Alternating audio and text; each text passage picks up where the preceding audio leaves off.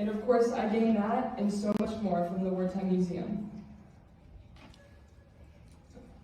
So, as for the experiences I had, I can begin to list them all, but I will start by saying that some of the most rewarding experiences came from the people I met.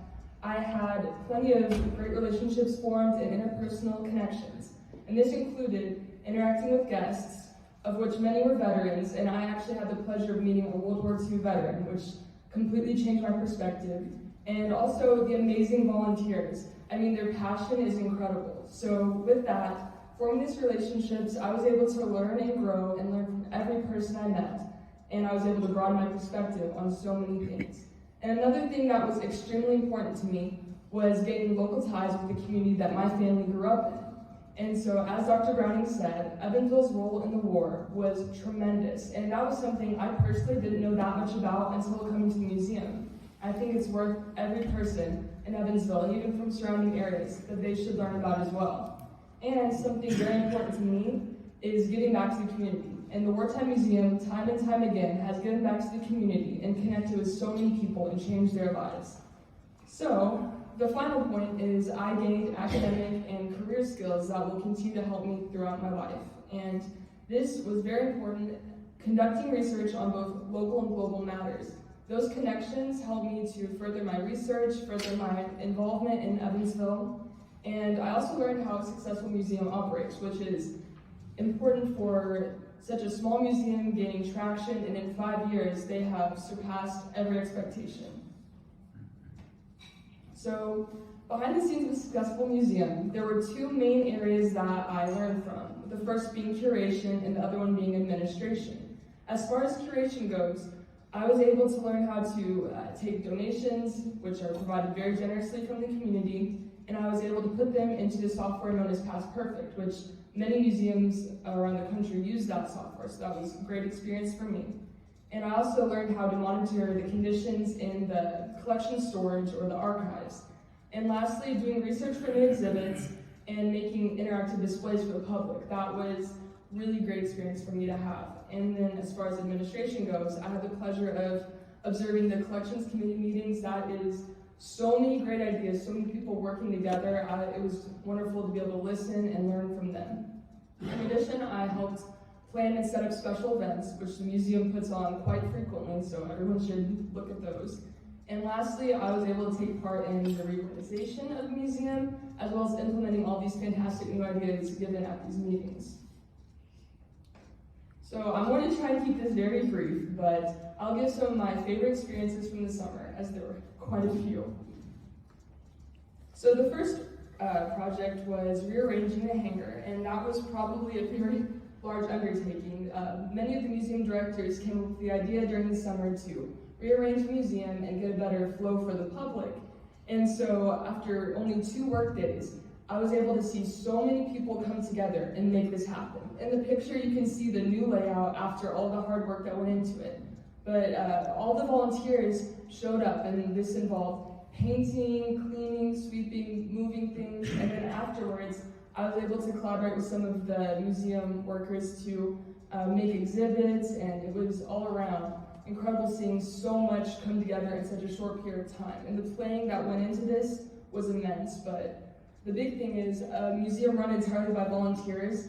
You can tell that this museum is very important to them, and their passion is what inspired me, and seeing them come together with no other obligation except the fact that they wanted to, that was tremendous.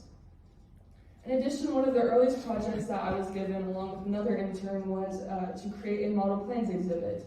A donor generously gave a large donation of model planes that he made himself, and so after categorizing them into World War II versus other planes, we looked at them in terms of bombers, fighters, transporters.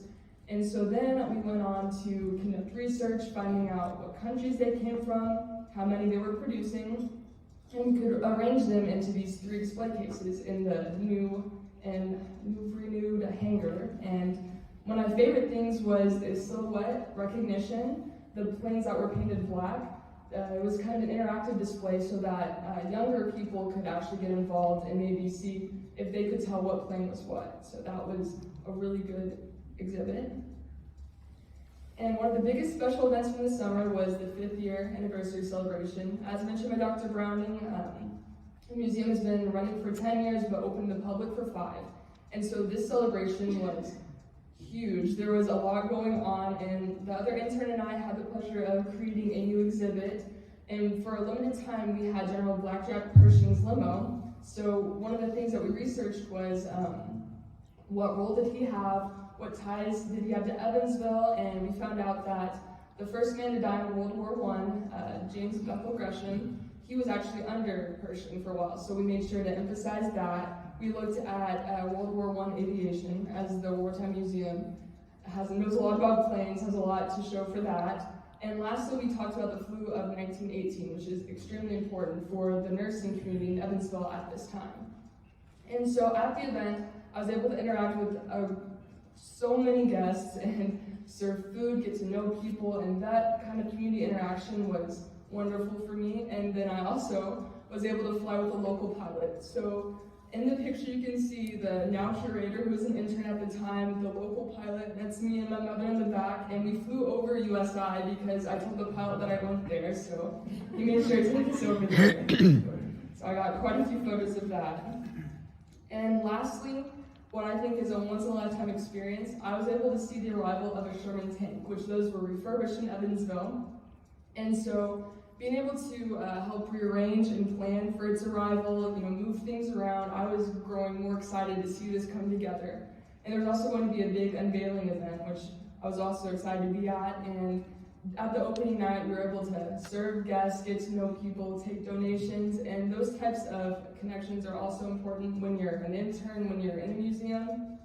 And so I will never forget being able to actually climb in the tank. That was probably one of my top 10 experiences in my life thus far. So I'm very excited for that.